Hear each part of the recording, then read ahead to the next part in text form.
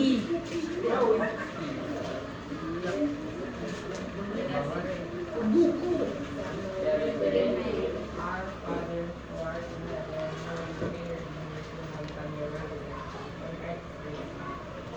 us this day our daily bread, and forgive us our sins, as we forgive those who sin against us.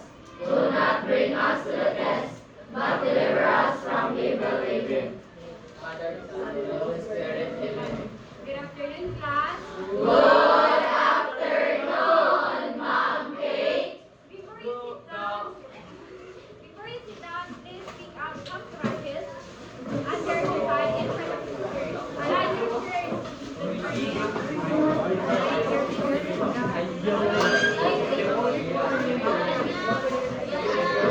Now you may now sit down.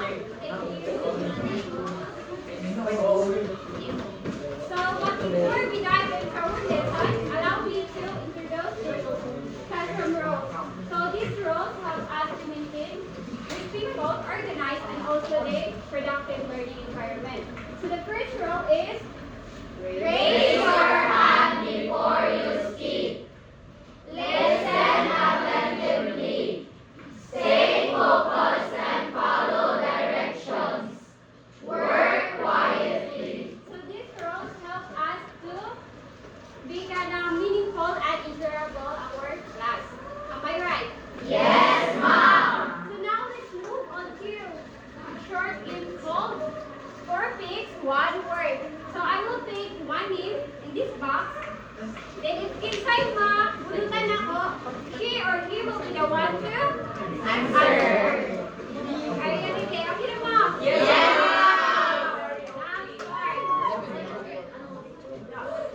Now start.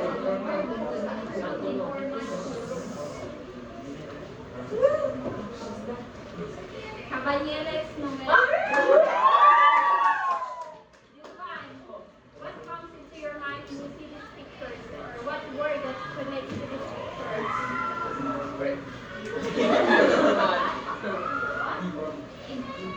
Huh? Why? Why is it important? It's friends. Looking with your friends. Yes, because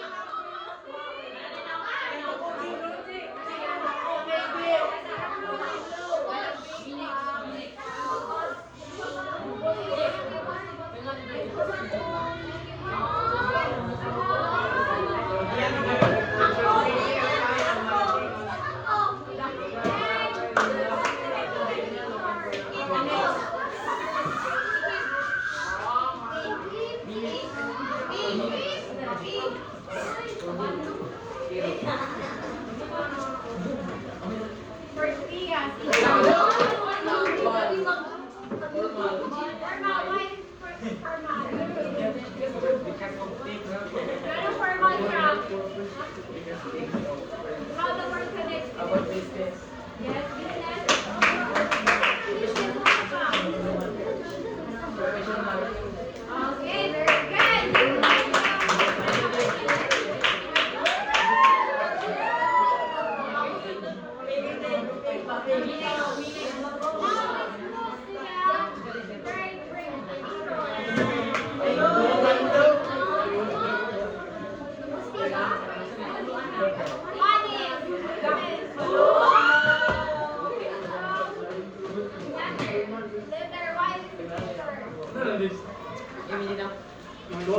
Why? Can I explain to what? It was a different gun.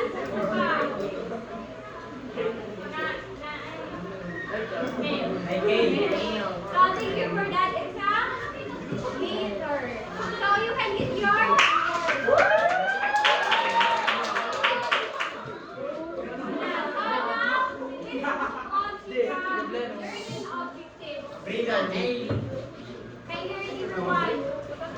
at the end of the lesson, you should be able to Identify the distinguishing features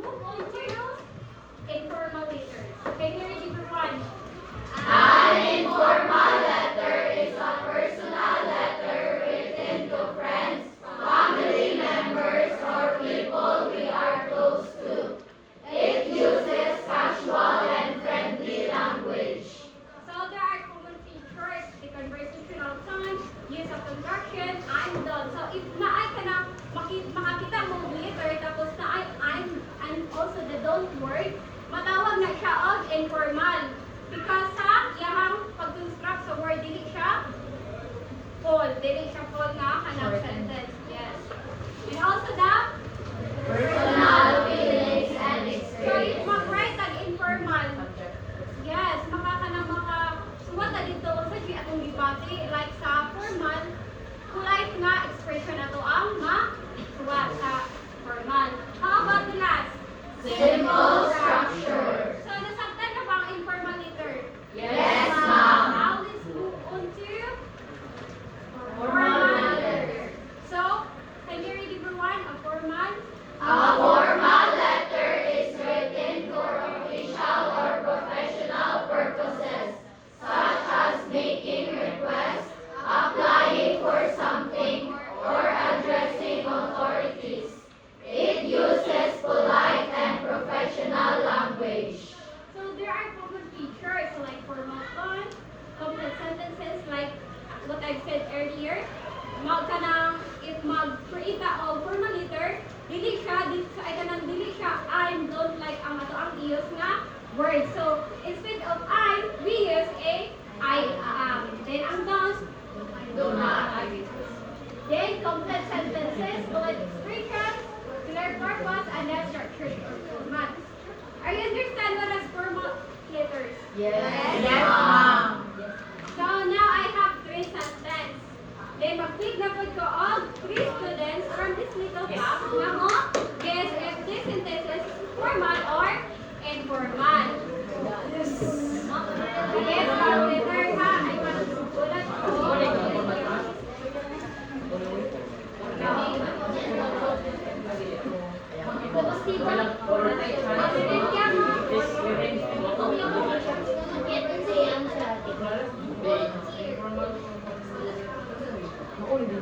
Yes. Manay. Manay. What do you think this sentence is? Informal or formal? Why? Because how? Friends conversation, right? Yes, very good.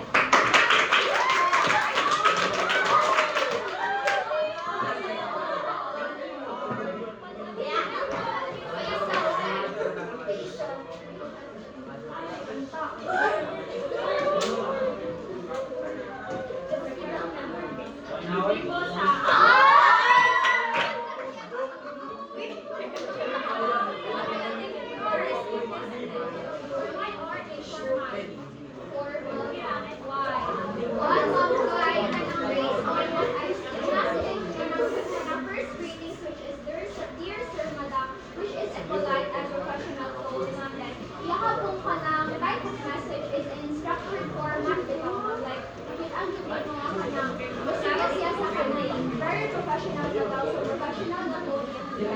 Yes, very good. Maklaro ka nila. Maklaro nila sentence na formal because ani something dear sir, madam. Now, next sentence. Mana? Agi.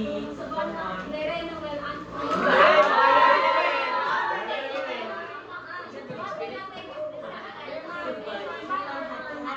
if you need, if you want this to be formal, expression.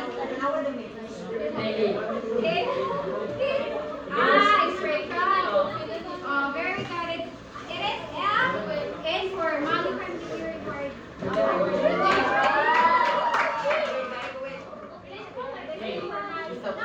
Now, let's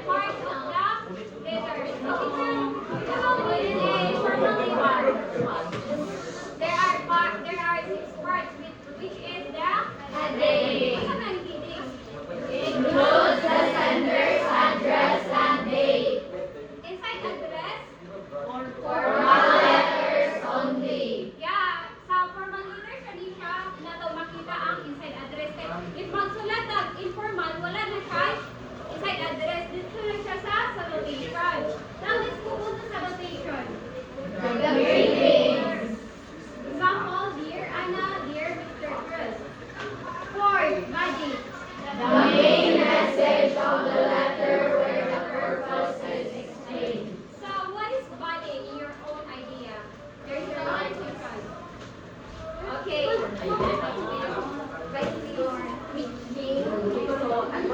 at what we can see in the parts of the letter, which is the body, for me, or objectively, the body is like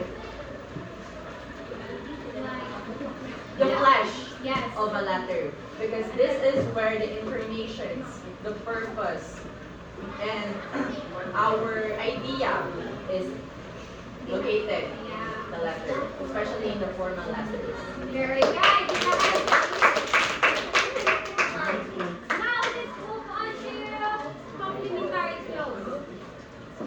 Polite ending like sincerely, love, or respectfully. So, who wants to give me an example that the first sentence are the kanakuan? A simple informal letter that have a the complementary clause is love. Yung simple letter sa informal is you can construct sa body without ka na part, you can construct yung butangan ng tao sa location na love. Mag-create ka one sentence, okay sa bana ka. Now, mag-create ka una o ka ng body. So, simple na simple sentence, yung butangan ng love sa informal. What's up, love sa bana? What's up, bro? Sentence, uy! Sentence, love. Love, love. I like you. I like you with all of my heart. Love. Love sa bana. Okay, very good.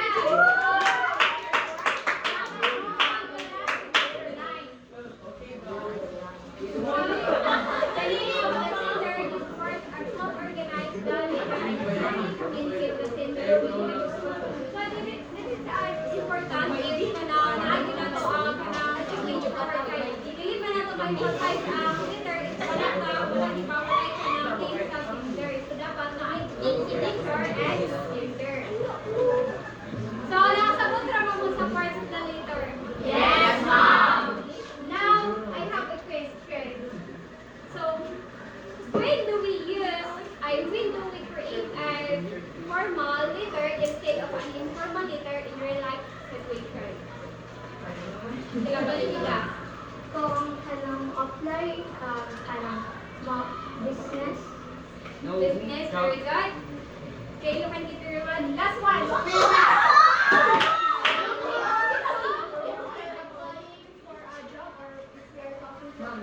Very good. Let's go.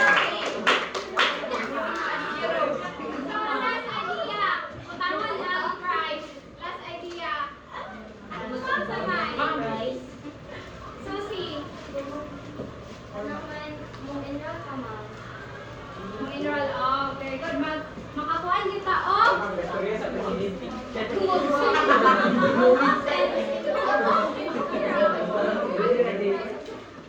Okay. So, nasang letter kailangan ko ng informal and formal letters. Yes, ma'am. I will group you into 4 groups. In group 1, Lamani. Balik sa liburan na rin. Group 1, group Tony. Here. Start today. Start. Group 1, group 2, group 3, and 4.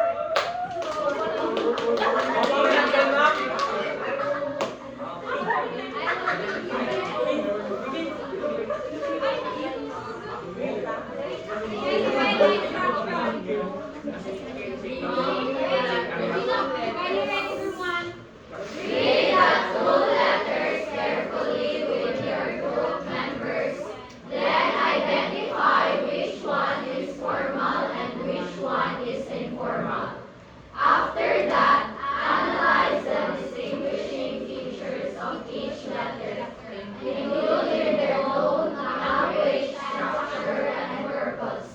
Once you have completed your analysis, fill in the table provided in the worksheet. So I will give you this answer sheet. All you need to do is to fill up the table. And after you fill up, choose from one group na mag-present sa iyahang answer. One group lang para dili na one slide.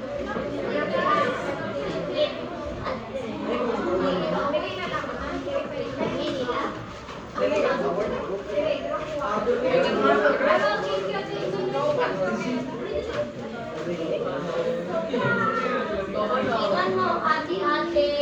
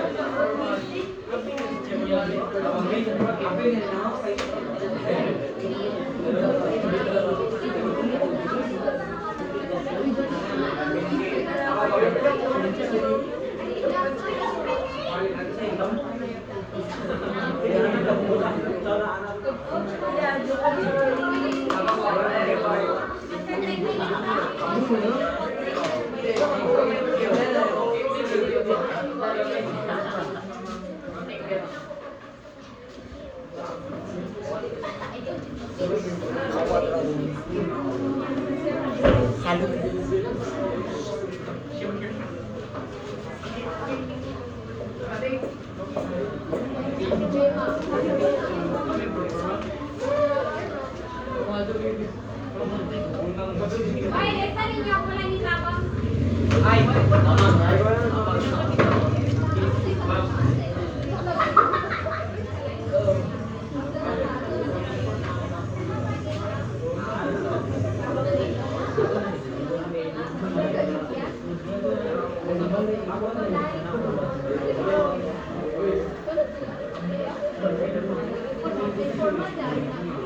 Nabukoy lang po ni Sisi.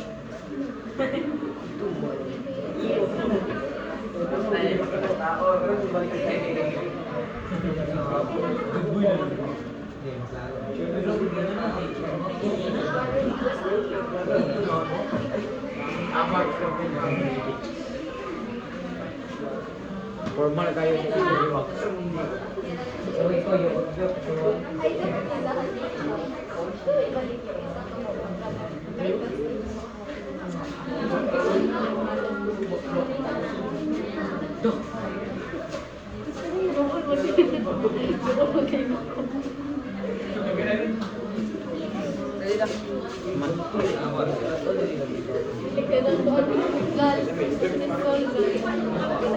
tayo din sa'yo.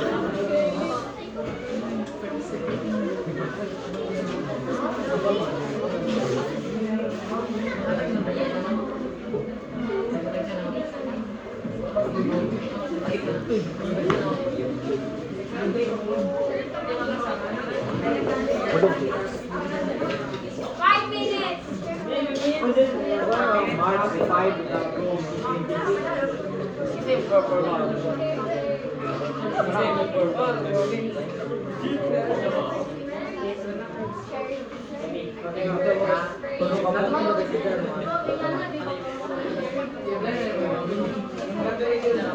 Sharing is caring or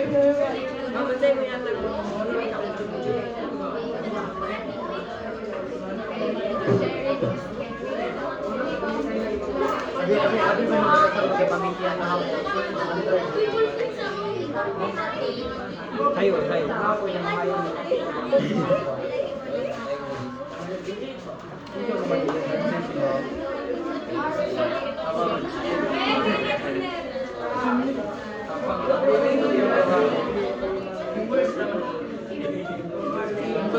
Tabang mo.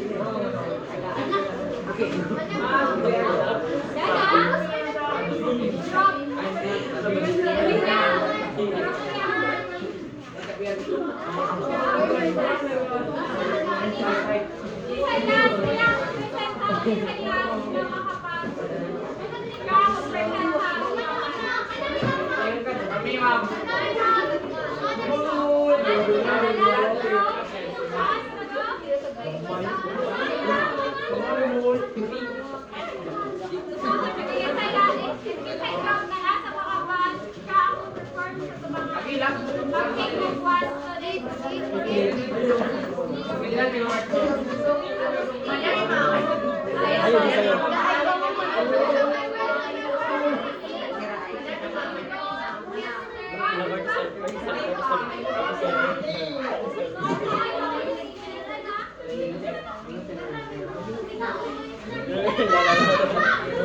So, my answer is this.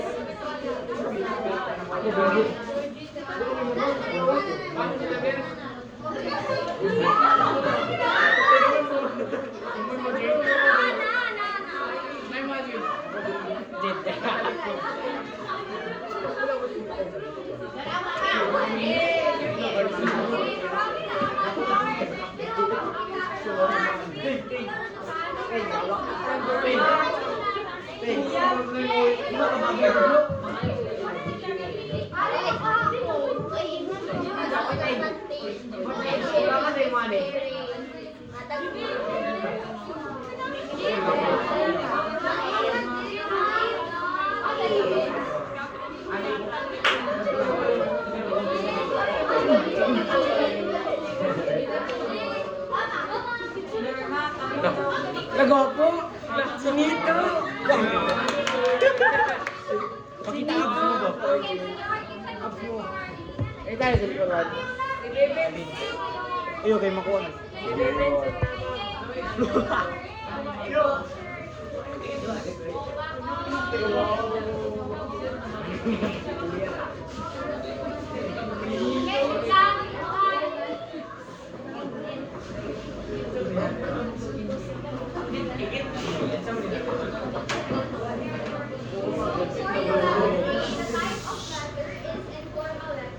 Why?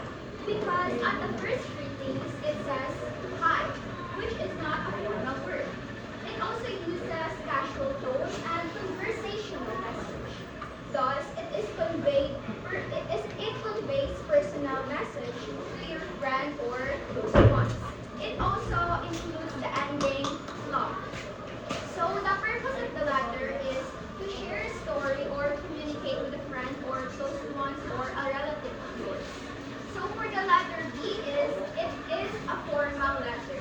Why? Because at the first greetings it uses a professional tone, such as the dear Mrs. was. It also uses polite and respectful tone.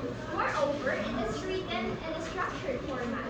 So we can see the recipient address and the title. The ending also includes respectfully yours.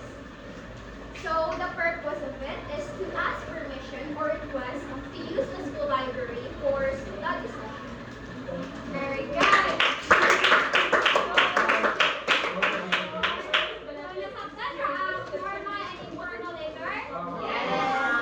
Okay, now let's move on to their adjustment. I will give you answers in the ring answer.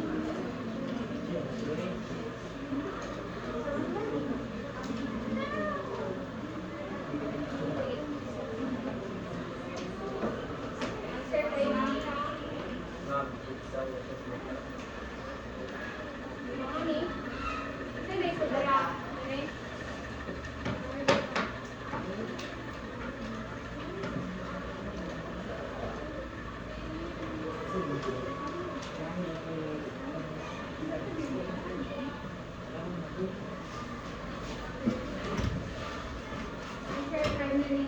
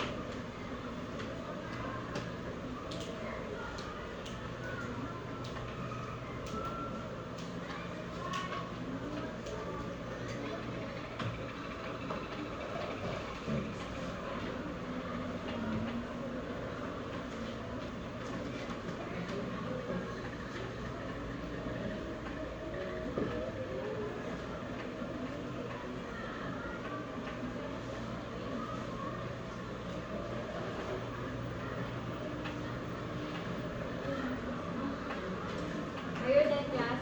Yes, ma'am. Wala pa nga. Wait lang, ma'am. Master,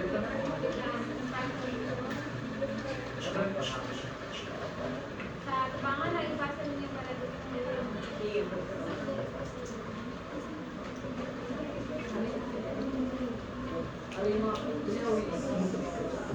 Dalay, babe.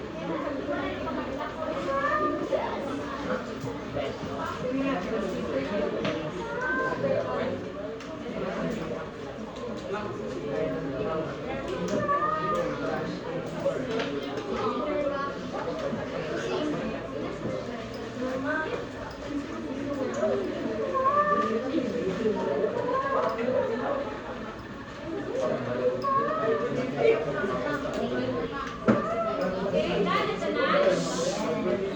Okay, now let's check if your answer is reasonable. So, can you read it one number one? Dear Principal Bruce, I am writing to respectfully request permission to organize a reading activity for our class next week. It is formal or informal? Formal. Number two. Hi, Mark.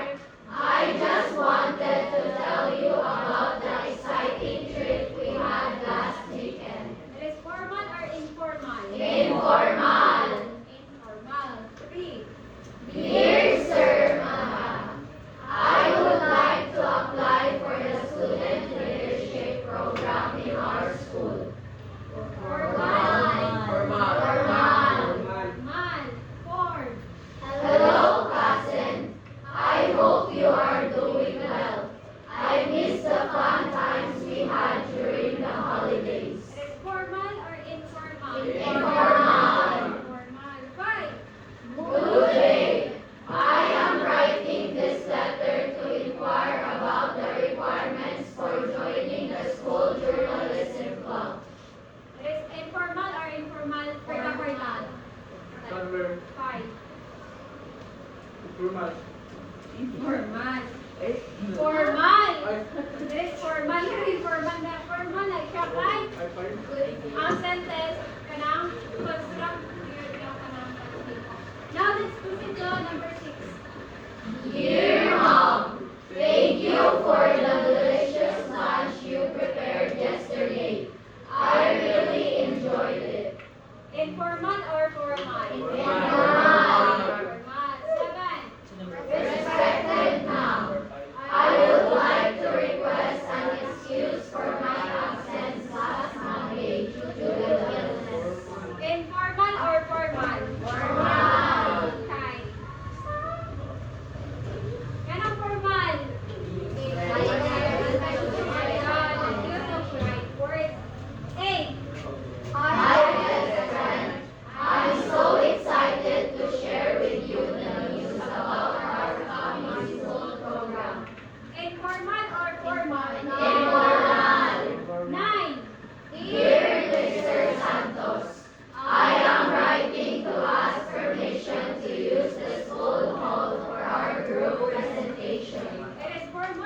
Formal. Then, last number. Hey Jake, let's meet after class tomorrow so we can work on our project together. Formal or informal? Informal. Kay why? Ano?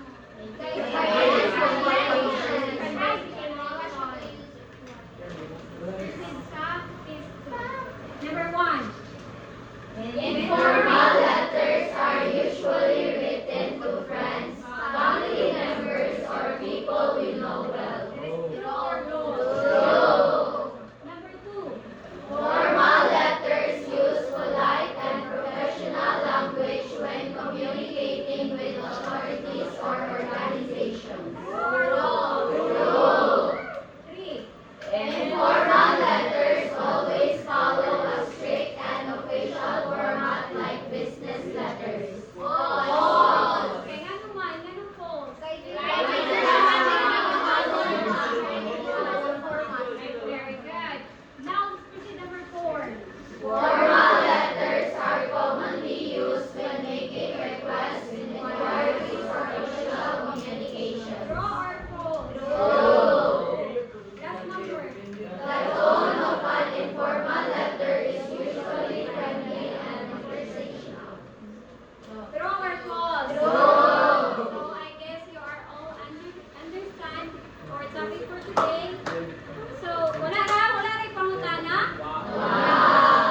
Before I leave, let's leave this takeaway. Primary number one.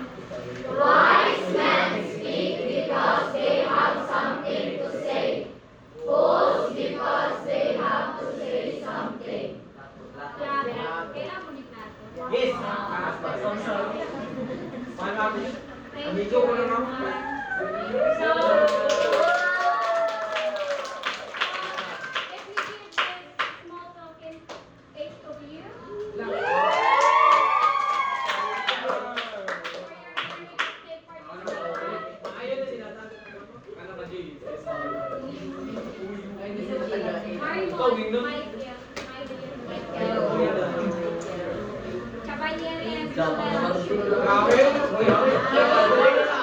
Marimon, Caballero, Vinci Anthony.